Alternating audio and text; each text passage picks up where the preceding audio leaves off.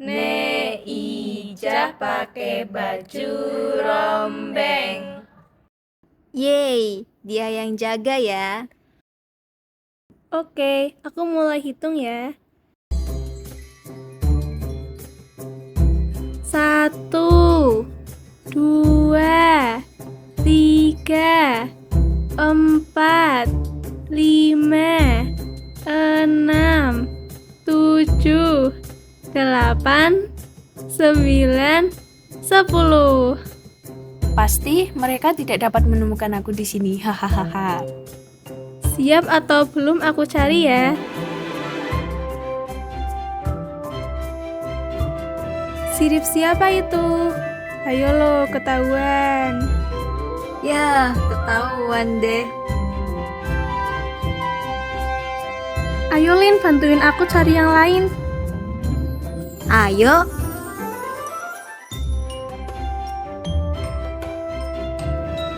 Ijo-ijo di bawah perosotan itu apa ya? Bukannya itu roknya Kiki ya? Halah, kalian kok cepet banget nyariin aku. Tinggal Pino nih. Pino di mana ya? Cari Pino yuk. Ayo.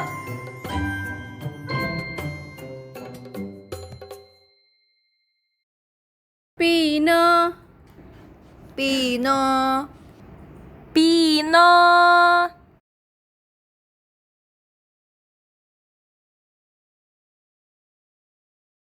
Apaan tuh?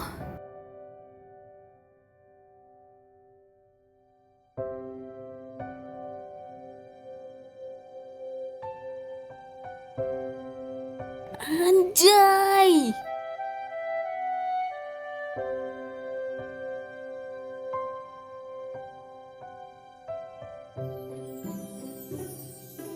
Itu kayak suaranya Pino deh.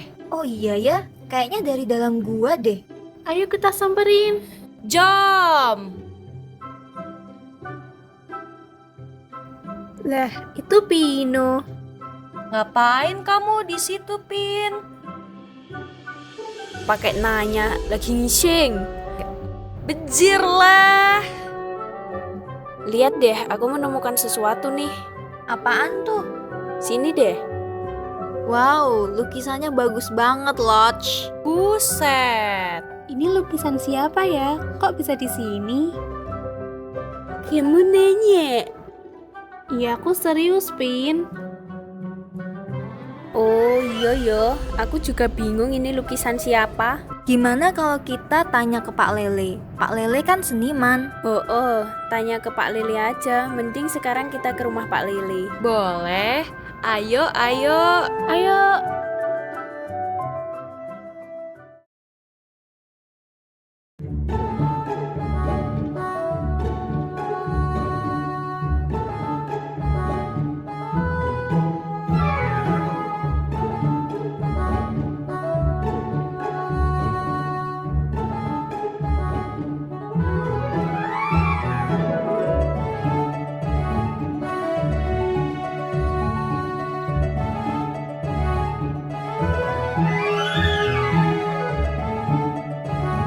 Wedus kentir, wedus kentir, wedus kentir, wedus kentir, wedus yang sangat kambing, yang sangat domba, sangat domba. Billy Ellis, Dodo pecel.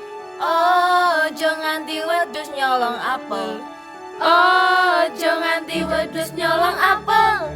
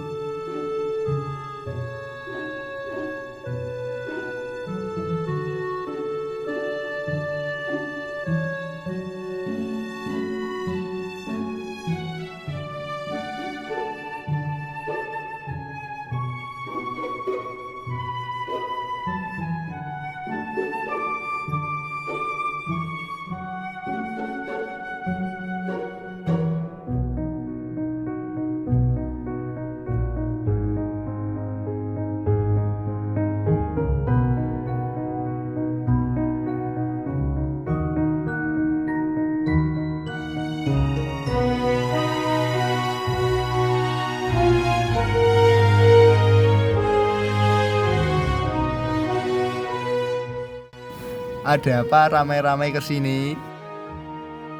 Kami menemukan lukisan, tetapi tidak tahu itu lukisannya siapa. Oh ya sudah, masuk dulu aja.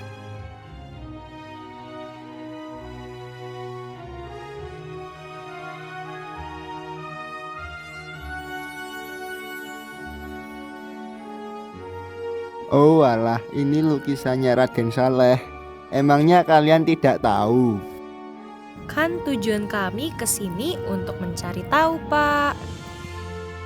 Baiklah, jadi lukisan ini punya nilai sejarah loh. Wadidaw. Santai aja, Lupin. Sudah, saya jelaskan saja. Faktanya, peristiwa dalam lukisan tersebut merupakan kisah nyata yang terjadi di Tanah Jawa pada 28 Maret 1830. Tepatnya berada ribuan kilometer dari posisi Raden Saleh saat itu. Pada mulanya, kisah tersebut diabadikan oleh Nicholas Pieneman, seorang pelukis yang diminta mendokumentasikan momen menangkap Pangeran Diponegoro oleh pemerintah Hindia Belanda. Pada lukisan karya Pieneman digambarkan bahwa Diponegoro pasrah ditangkap pemerintah Hindia Belanda. Lukisan tersebut juga menggambarkan keangkuhan seorang jenderal bernama Jenderal de Kock. Jenderal de Kock itu siapa, Pak? Dia yang berhasil menangkap Pangeran Diponegoro. Meski sedang jauh di tanah rantau, Raden Saleh sempat melihat lukisan Pieneman saat berada di Eropa. Raden Saleh pun melukis kembali dengan versinya sendiri, yaitu mengusung sudut pandang sebagai pribumi. Jadi, versi lukisan penangkapan Pangeran Diponegoro ini sebenarnya ada dua, yaitu lukisan yang dibuat oleh Pieneman dan Raden Saleh. Nah, yang kalian bawa ini versi dari Raden Saleh. Raden Saleh siapa sih, Pak? Apakah beliau punya pengaruh dalam seni di Indonesia? Ya jelas, beliau dianggap sebagai pionir seni modern di Indonesia. Dari lukisan yang dibuat selalu mengandung unsur perpaduan romantisme yang terinspirasi dari Ferdinand Victor Eugene Delacroix. Saat itu, gaya romantisme tengah berkembang di Eropa, yang kemudian membuat Raden Saleh tertarik untuk ikut menerapkan gaya tersebut dalam lukisannya. Nah, dari gaya romantisme inilah makanya Raden Saleh dianggap sebagai pionir seni modern di Indonesia. Oh, jadi begitu ya Pak. Keren juga ya jadi Raden Saleh. Eits, jangan salah. Di balik kekerenan Raden Saleh, ada perjuangan di balik itu loh. Apaan tuh Pak? Jadi penasaran. Perjuangan Raden Saleh dimulai dengan perjalanannya ke Eropa pada tahun 1829. Di mana ia belajar seni di Belanda hingga ke Jerman. Di Eropa, Raden Saleh terpapar pada gaya seni barat yang sedang berkembang pesat pada masa itu, seperti romantisme. Teknik-teknik lukisan yang canggih dan detail juga ia pelajari. Perjuangan Raden Saleh juga mencangkup upayanya untuk memperkenalkan seni lukis modern pada masyarakat Indonesia. Kontribusinya dalam menginspirasi generasi berikutnya dari seniman Indonesia tidak dapat diabaikan. Raden Saleh adalah seorang pelopor dalam arti sejati, karena ia menghadapi banyak rintangan dan menciptakan jalan bagi seni lukis modern di Indonesia. Warisan seninya masih hidup hingga saat ini, dan karyanya menjadi bagian integral dari sejarah seni lukis di Indonesia.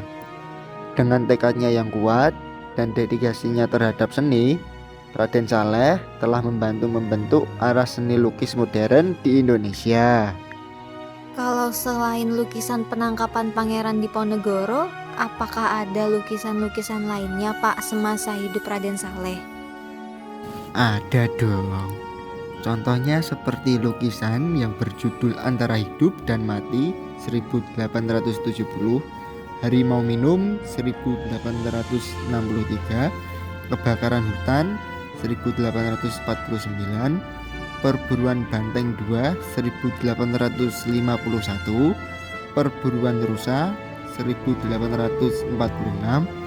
dan Perburuan Singa 1840 dan 1841. Kok lukisannya banyak memuat hewannya ya Pak? Apakah beliau pecinta hewan? Yap, betul sekali. Jadi selama proses belajar dan tinggal di luar negeri, Raden Saleh telah mengukuhkan titelnya sebagai pelukis ternama. Ia bahkan sempat menjadi pelukis resmi Istana Belanda yang menoreh tinta wajah tokoh terkenal. Meski begitu, sebagai pelukis, Raden Saleh lebih menyukai melukis dunia hewan. Ketertarikannya tersebut dibuktikan dengan adanya tulang belulang di studio lukisnya saat berada di Belanda. Bukan hanya itu, Raden Saleh juga menghabiskan banyak waktunya untuk mempelajari hewan-hewan sebelum akhirnya menuangkannya dalam kanvas. Bisa dilihat, sebagian besar karya Raden Saleh membuat hewan di dalamnya. BTW, kalian kok bisa menemukan lukisan ini? Kalian menemukannya di mana?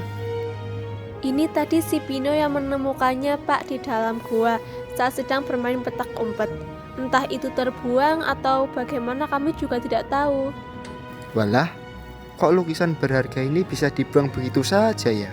Seharusnya bagaimanapun juga kita harus menghargai sebuah karya apapun. Karena pasti di dalamnya ada nilai sejarah yang tidak kita ketahui baik secara pribadi maupun sosial. Iya Pak, saya juga tidak mengira kalau itu sebuah lukisan yang bernilai. Terus lukisan ini harus kita apakan Pak? Sebaiknya lukisan ini dititipkan ke saya saja, biar nanti saya serahkan ke museum. Baik Pak, kalau begitu saya serahkan kepada Bapak saja. Karena sudah larut malam, alangkah baiknya kalian pulang saja. Tidak baik anak kecil pulang malam-malam. Oke Pak, kami pamit dulu ya. Terima kasih untuk waktunya. Ya, sama-sama. Selamat malam, Pak. Selamat malam juga. Hati-hati ya, Nak. Susah-susah ngumpetin malah ditemuin anak-anak. Untung lukisannya dibawa ke sini. Coba kalau enggak, rugi aku.